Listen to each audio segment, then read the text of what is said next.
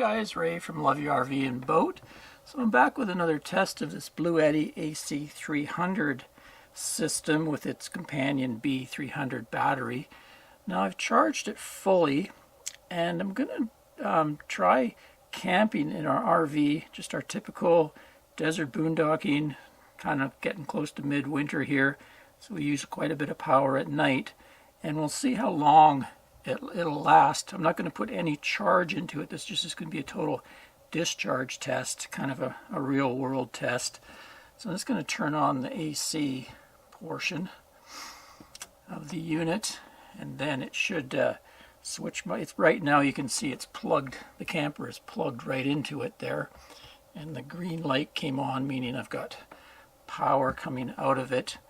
What's it going to be running? I'll give you kind of a list of what it's going to be running, a typical for a 30-foot fifth wheel here camping. There's a bunch of RV 12-volt loads like the water pump, the lights, furnace fan. We like to keep the furnace when we go to bed around 60 Fahrenheit. So it's kind of coolish right now. We're in Death Valley. Gets down at night to around, maybe into the low 40s, even down close to freezing on some nights. So it may run on and off. The fridge is on propane, but it does have a little controller board that kind of sucks energy. And then there's other parasitic stuff in the RV that draws power. As far as what the AC is going to be putting out, we're going to need that to charge our phones. We have a pair of laptops, camera batteries. We power a 43-inch TV at night for entertainment, watch some shows. We have a Starlink dish for internet connection. Of course, we use our microwave on and off. And Anne has an electric blanket for nighttime if she gets cold that she uses. So those are kind of the typical loads. So like I say, I've charged it up 100%. And I'm just going to let that run. And we're going to see how many hours it runs. So it's around early afternoon. We'll see. I'm thinking it might get at least 24 hours out of the box, but we'll see how much power we use, just kind of give you an indication of what goes on in a real world application. Like normally you would also be charging with solar and stuff, but I just wanted to see if a discharge test, and then just simply plugging the whole camper into this box. I could use the DC outputs and kind of make it a little more efficient, and also I'm not going to turn off the inverter. It's going to be on all night because Anne uses her electric blanket and things like that we power. So kind of inefficient, but it'll hopefully give you an impression of what you would get out of the box if you were using it. So I'll come back when it's exhausted and let you know how it went. Well, I'm back just about 24 hours later and we're down to 20%.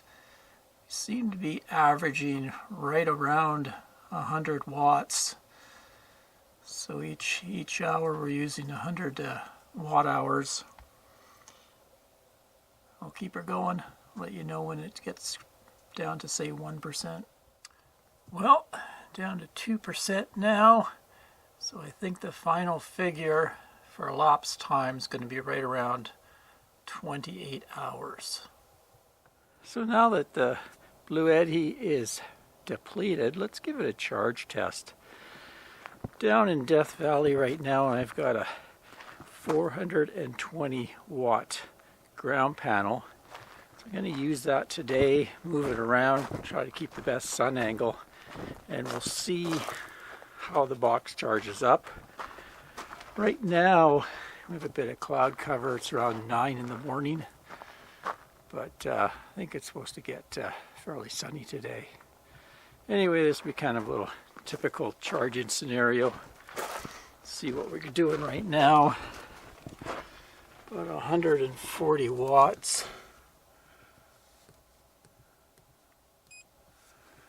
Yeah, so that panel's putting out around 34 volts. 129 watts there. Anyway, it'll improve as the day goes. It's still fairly early. This would be sort of a worst case scenario because it's early December, so the sun angle is low, the day is short, And we're actually right now right around sea level or even below, so there's a lot of atmosphere. The only good part is today it's probably only going to get up to about 60 or 65 degrees, so the panel should stay fairly cool. Anyway, I'll report back and we'll see how much we harvest today. Around 11 a.m. now, still fighting kind of a haze, but it's gotten a lot brighter out. Sun's higher, so now we're up to around 214 watts. And we've gone from 2% to 12% so far. Still sort of hazy, but I wanted to give you a look at the midday reading. Around 213, seen it go as high as about 230 watts. So that's off of a 420 watt panel. Sort of shows you get sort of midwinter here, low elevation, a little bit of haze in the sky, and you lose a lot. This is actually my rooftop solar. It's come in at 383. I've seen it go as high as about 450 watts, and I have 940 watts of panels on the roof. So I tell people, you get down here in the desert, kind of midwinter, and your solar harvest can drop quite a bit compared to summertime when the sun's really high and you get those long days. Anyway, I'm at 18%. Been going for about 3 hours of charge time right now. I think we have probably maybe another 4 hours in this day, but I'll let you know how much we recoup. Well, starting to cloud up. We've had about an hour or so of pretty thick clouds, so harvest has dropped quite a bit. Got 110 watts coming in. We're only up to 23%. I don't think we're going to get much more today. I'll come back when the sun comes down, let you know. And so ends the solar day. Not even around 4 o'clock here in Death Valley.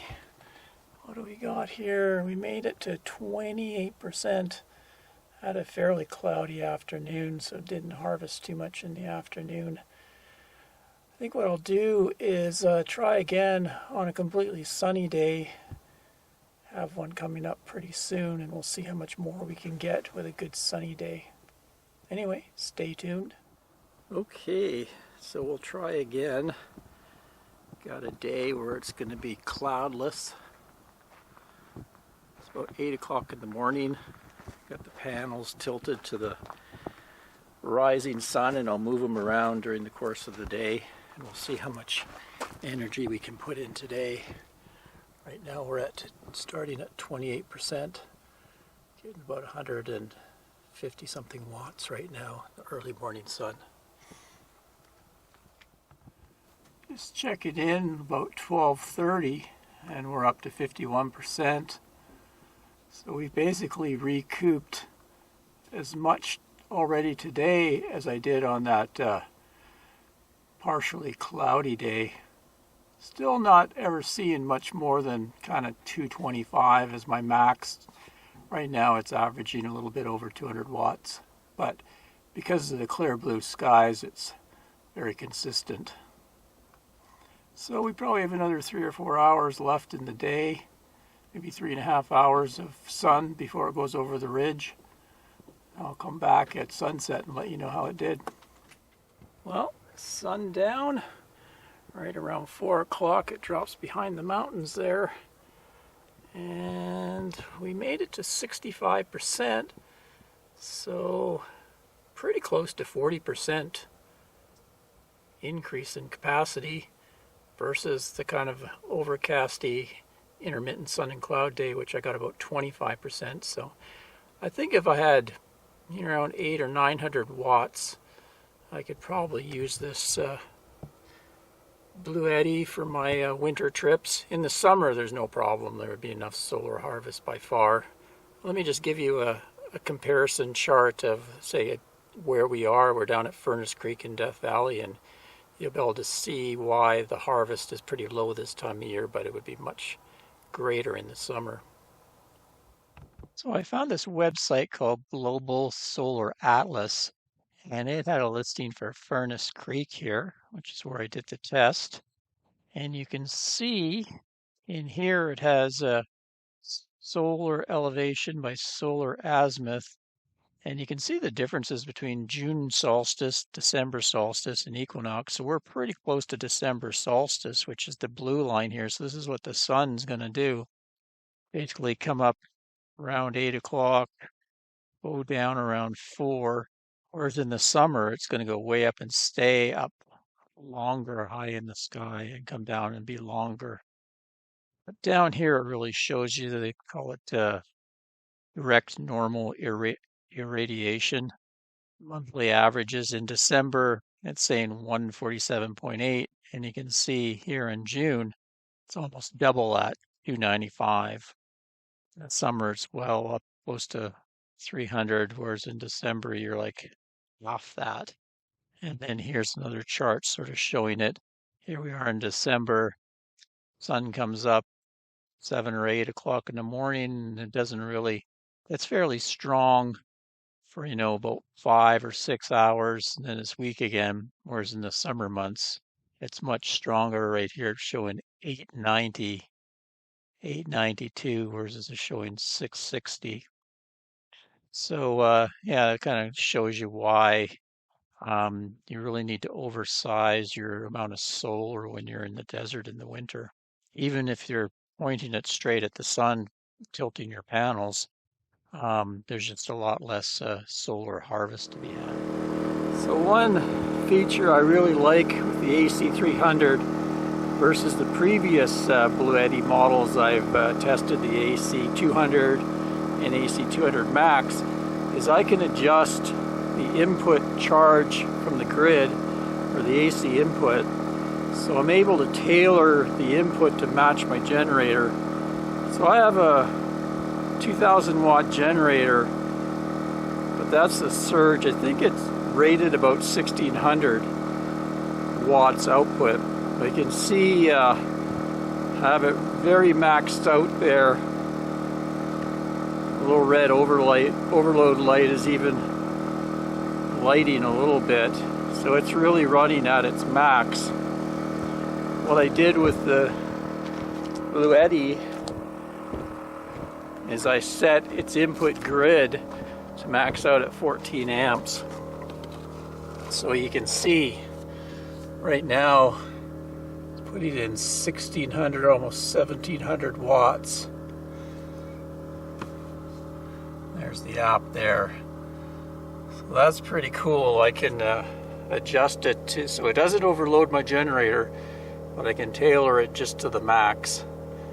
I kind of just did this for demo. I'm probably going to set that back maybe to around 12 amps or so. I don't want to overtax my generator.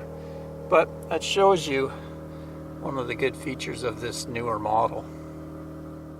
So I went in and changed it to 12 amps. And now from the generator it's drawing about 1450 watts. Down here it shows 1.5 kilowatts. So I'm getting a pretty good charge out of the generator, but not totally taxing it.